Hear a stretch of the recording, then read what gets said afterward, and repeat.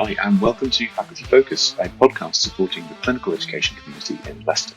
We bring you Educator CPD, showcase new initiatives, and shine a light on some of the faculty behind it all.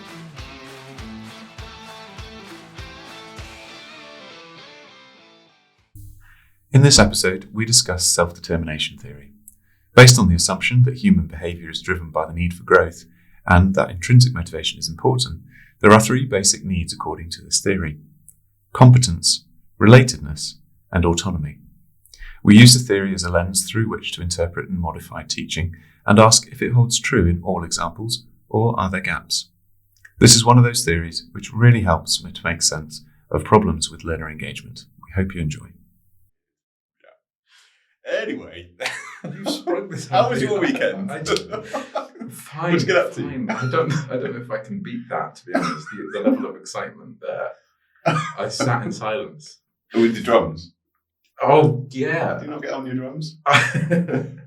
You get, but I think you get behind the drums. I think that's the term. Don't get on. You don't get. Cool. I played a bit of guitar, if you must know. But no, I'm totally committed to my life in medicine. So all I do is study. Seriously? And I allow myself 10 minutes of me time. I don't know if you're being serious. No, I'm not. No, I actually had a nice weekend here. Spent it with the family. Cool. Went to London. All right. Oh, nice. Yeah. Very good. Yeah, no train strikes at the moment, so No. it was quite stress-free. Well, I'm glad to hear you're so motivated about your medical career and your learning, because today we're going to talk about a motivational theory, a self-determination theory. So, why don't you tell us a little bit about self-determination theory? So this is self-determination theory. So this is all about motivation, and we kind of, when we were talking about Maslow, it is all about motivation, and this really feels fundamental, especially in education. Understanding why someone wants to do something feels fundamental. And so self-determination theory is a motivational theory. It's exploring motivation. It was first coined in the mid-80s, which I think was a good decade for psychology research. For psychology, yeah, you're absolutely right. Agreed. And this is all about quality of motivation in response to these ideas about motivation being sort of proportional, and one person is more motivated, someone else is less motivated. And actually it's dispelling that, thinking instead about motivation in terms of its quality. The definition that they give really about self-determination is a person's own ability to manage themselves and make confident choices and to think on their own. Fundamentally, the distinction is made early on in this theory about subtyping motivation into intrinsic and extrinsic. Intrinsic motivation fundamentally comes from within. If you're intrinsically motivated, you're motivated by interest and curiosity. In some way, the activity that you're doing aligns with yourself, your personality, your sense of morality. Yeah, you're doing it out of your own free will, if you like. You're not being forced to do it. Yeah. And that's contrasted with extrinsic motivation, where the motivation, instead of coming from within, comes from external sources. So broadly speaking, that might be the seeking some kind of financial reward, some kind of social status, or avoiding punishment. So not doing badly in an exam, not letting someone else down. I think that's really useful, actually. One of the few times I've seen this actually spelt out in a kind of an academic sense, because I think a lot of people understand intrinsic, extrinsic motivation. Like, we use those terms quite a lot. It's an accepted view of motivation. So that's intrinsic, extrinsic motivation. And then so that it takes it a next step further, and it looks specifically at what we need to do to foster intrinsic motivation. Yeah, similar to when we talked about Maslow, it's sort of laying out that humans have these fundamental needs. In self-determination, it's these three. So competence, relatedness, and autonomy. Competence is really about being able to demonstrate that you are progressing and mastering something in life, that you are able to successfully complete tasks. The second is relatedness, the need for connection with others, feeling as though you're part of a community. That really links into the idea of self-worth and respect. And then the third one, which is perhaps the most important one, is autonomy. The ability to have control over your own choices. and to make decisions for yourself, really. So these three sort of overlap, and if all three are achieved, so if you're able to have control over the decisions you make, if you feel some kind of connection with the community around you, and if you have that sense of competence and sense of progression and mastery, then that can promote intrinsic motivation. And that's really fundamental, because so much research has been conducted into this that shows that intrinsic motivation is associated with more academic progression, but also well-being, and that really fits in later as well. And the other thing I like about this theory is that it's so, actually on the surface of it, it's really simple. And it's the sort of thing that you can just walk away with those three needs and just start looking around you and sort of listen to the conversations that people are having around you. And suddenly you can identify these elements everywhere. Totally.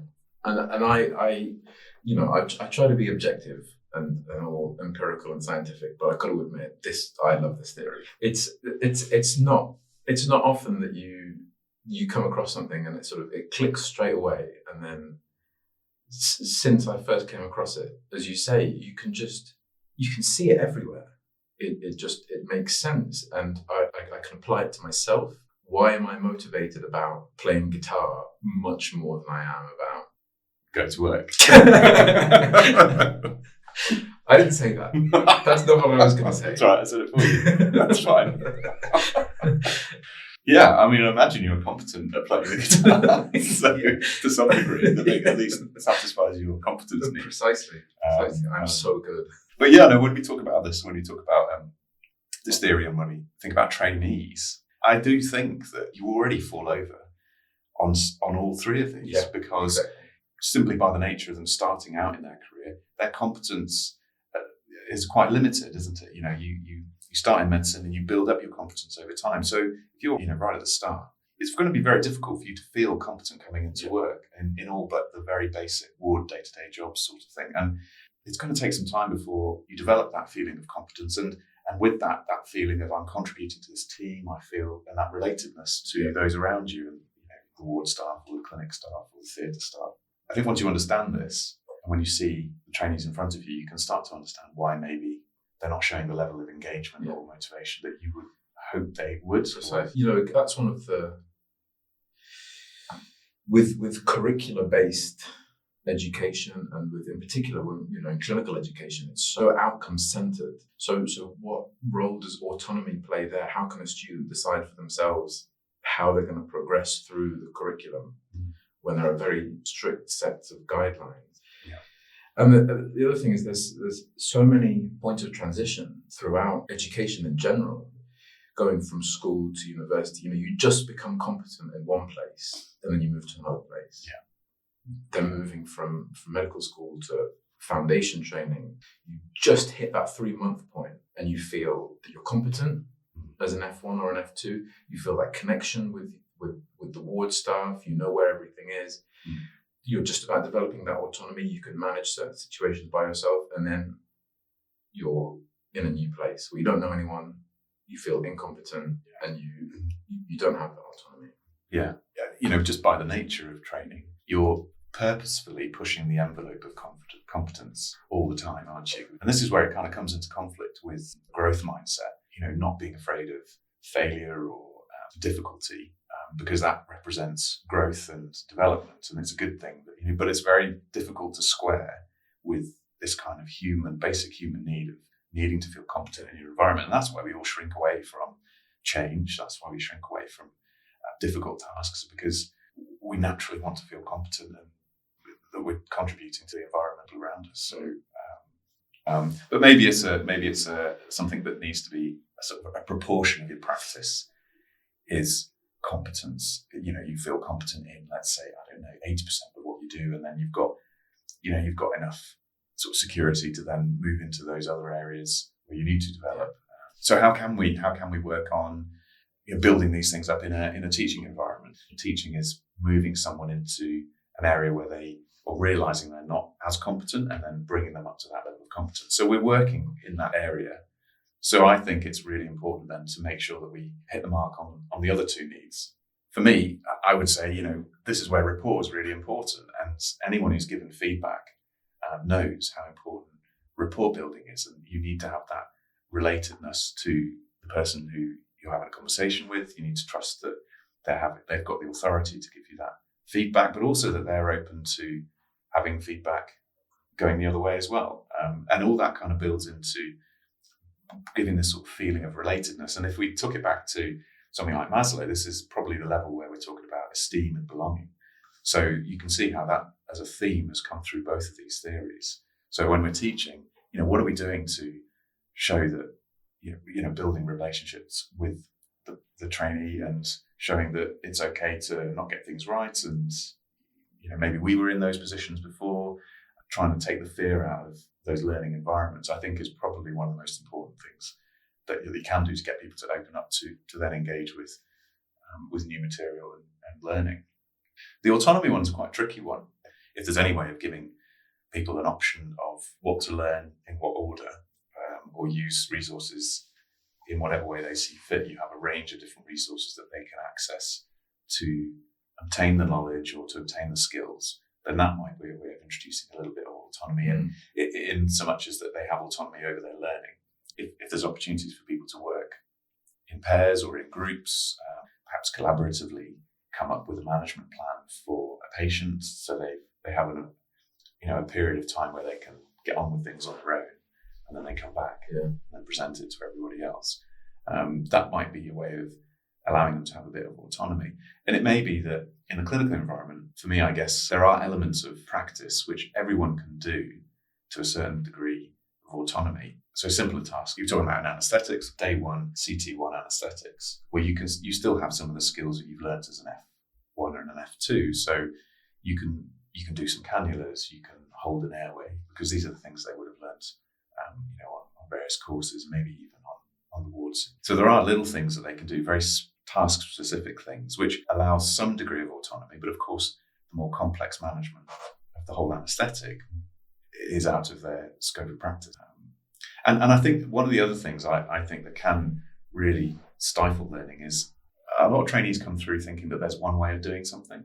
And I know myself and a lot of my colleagues do try and point out very explicitly that actually there are lots of different ways of delivering this particular anaesthetic or particular procedure. It's just that you need to find a way of making it, yours and comfortable the way that you're doing it. Because if you assume that everything's only done one way, you'll never feel competent, because you'll move to another person, they'll do it a different way, and then you sort of rugs pulled out from under you. So I think just being aware of how you like to do things and how it can be done, what principles need to be attended to, rather than the details of a specific procedure or technique.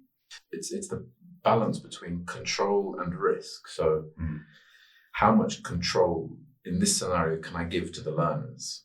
As you said, if it's something like conduct your own learning into XYZ topics, and as you say, come back in a month, and if you've done it competently, great, you can demonstrate your competence, we can run through scenarios, brilliant. If you haven't done it, then it's going to cause problems for you as an individual learner later on in life.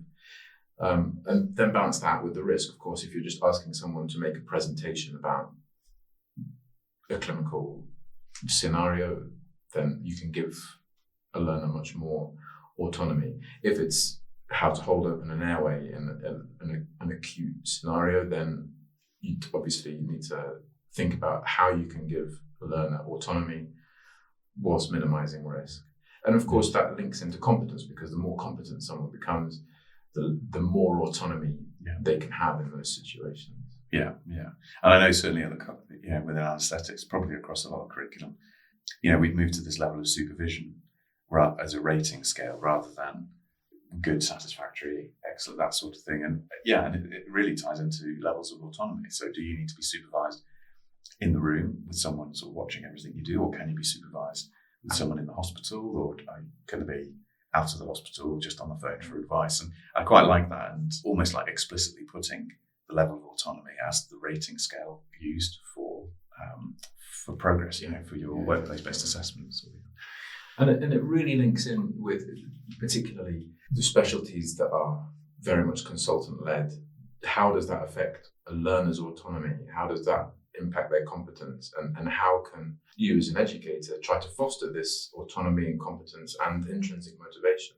You mentioned something there that was quite interesting, in that through your training, you may start to adopt some of those rules and requirements as part of your self-identity. Yeah, so self-determination theory itself is a meta-theory with at least 6 sub-theories, so it does get complicated.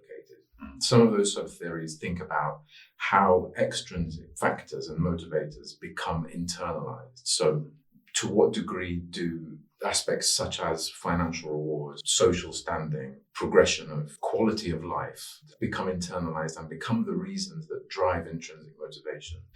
What they went on to discuss and explore was that if traditionally extrinsic factors align with an individual's morality and values and personality, then those extrinsic factors can have as much weight as interest, as curiosity, as passion, and they become self-regulated. So they're internalized and synthesized with our own values and morality and personality. These intrinsic and extrinsic factors end up, if you look at the latest iterations of it, end up becoming more like a spectrum, where on the one hand you have a motivation, so a total lack of motivation. On the other hand, you have completely intrinsic motivation generated by intrinsic factors. And then extrinsic motivation is really sort of divided up. Right. I think if you want to look into some of the more complex stuff about this idea of a spectrum, I think you could probably go away and read about those different types of regulation and how that moves through the spectrum from a motivation through to intrinsic motivation. But interestingly, though, that one of the things that I did read is that sometimes if people are intrinsically motivated to do a job, but then you introduce lots of extrinsic rewards for something which is already something they want to do, it can have the reverse effect. You almost start to create a mentality where they're now chasing the external reward rather than sort of satisfying their own internal motivational needs. So, if people enjoy coming to work and getting through X amount of cases or doing X amount of work, and then you say, right, for each piece of work you do, you're going to get a bonus of, £5 or £10. Well, then people start chasing the money. And now that their focus is now on getting the bonus rather than doing the job, which they really enjoy doing effectively and efficiently themselves. So you've got to be quite careful with these, with giving these rewards. And it makes me think about the teacher, we've probably all done this at some point, who brings a box of celebrations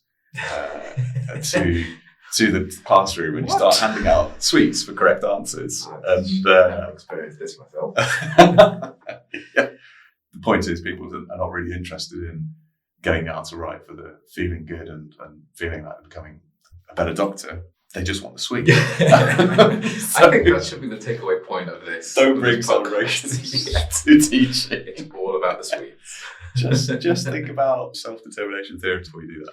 So I've always thought this intrinsic, extrinsic motivation thing, when you boil it down, you could probably sit down with anything and go, well, it's all extrinsic, isn't it? Because we all do things because we want to achieve something external, whether it's money, status, image, whatever it is. So could you argue that everything's external? And this theory actually, it doesn't sort of pretend that it's binary.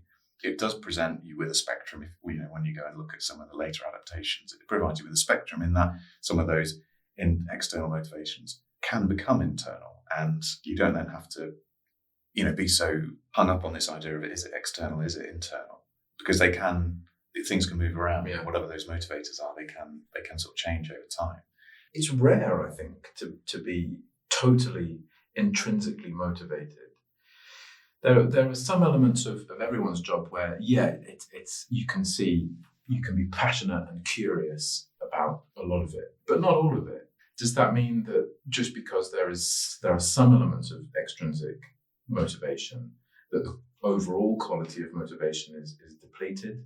And I think in reality, in real life, there are multiple factors at play. I think, just having an awareness of that at the very least, but also how it applies to education. And so when you're talking about self-determination theory, there are some assumptions you need to bear in mind, and that is, firstly, that humans want to overcome challenges and they want to grow and develop themselves as individuals. So that's number one. And number two is that there are the internal motivators are much have a greater weight than external motivators. So those are the two things you need to bear in mind. And if you don't agree with that, then you're probably going to sort of not agree with some of the extrapolations of this theory. But of course, there are a number of different limitations as well. For example, it can be quite complex, particularly when you go into all the different sub-theories that you touched on, and then this development of the spectrum. It can become really complex. So I think if you start doing that, it might become a little bit more difficult to apply in the real world, because as we said at the beginning, you can actually see this in practice. Yeah, it's definitely one that when you know about it, and as we said, you can reflect with it and see, oh yeah, this is a scenario where trainees don't have autonomy, or this is a scenario where trainees don't have the ability to demonstrate competence. It's definitely applicable for reflection. It's difficult to measure. What's the empirical sort of objective way of applying this? Do you have some kind of curriculum that's really what difficult? metric are you going to choose to measure it with? And I guess motivation is that it's a necessarily subjective thing, isn't it? Yeah. So you're stuck with. I think we've come from a scientific background, and you think, oh, you have to be objective in everything, but actually, this is one of those where it is entirely subjective. One of the other things is that this really does focus on the psychological needs of humans rather than any of the physiological needs. And whilst the physiological sound a bit not relevant in a Western environment, there are sometimes some physiological needs that also need to be met. Yeah. But this is really just on the psychological.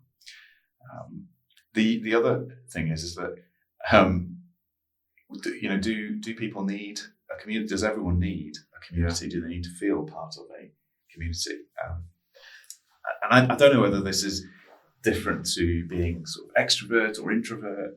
I'm not too sure, but that need for community or need for relatedness, I think, is always there, but maybe it's less important in certain environments.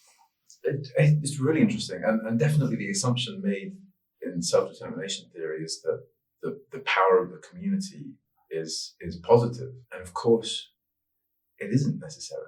I think we can all think of examples where actually the impact of the community that has resulted in someone becoming demotivated because of the need to fit in with a community that doesn't necessarily align with your own personal values or personality.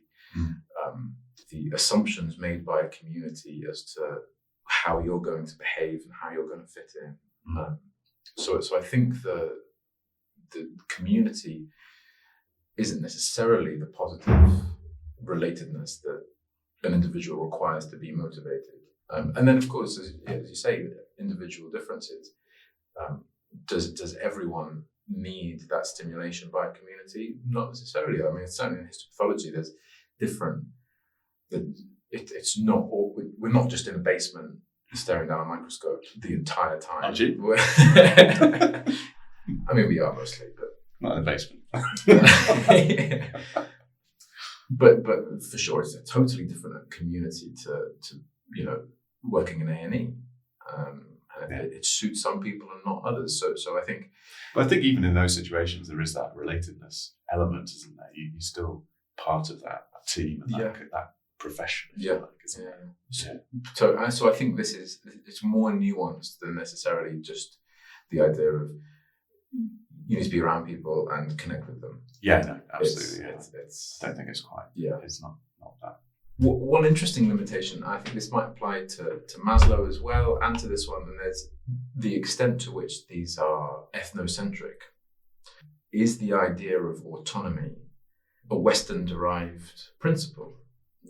It's way beyond the scope of this podcast to explore that and dice it down. But in particular, sort of the relation between learners and the hierarchy, it's well established that it's totally different between cultures, and is the idea of self-control and having the freedom to make your own decisions independent of a hierarchical institution.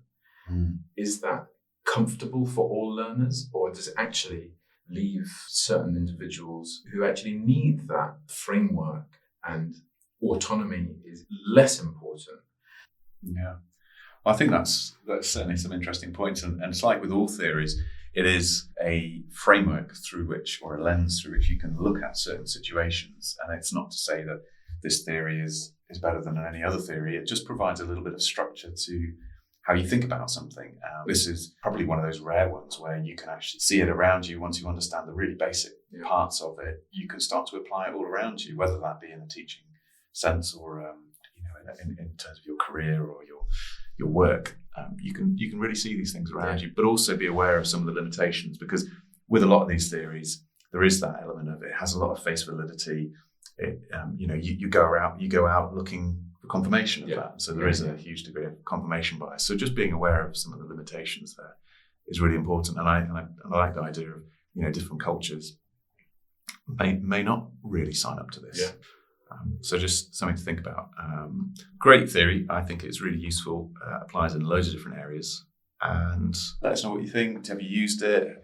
Has it shaped the way you deliver your teaching or have conversations around you? We'd be interested to hear from you. Thank you for listening. That's it. Cheerio. Bye. Thanks for listening to the Faculty Focus podcast. If you like the episode, please share with friends and colleagues. You can also like and subscribe to the show, and perhaps even leave us a review. Clinical education can be tough, but we are stronger as a community, so if you have an idea for an episode or would like to come and talk to us, do get in touch via email or Twitter. Details in the show notes. The Faculty Focus Podcast. Community Development Showcase.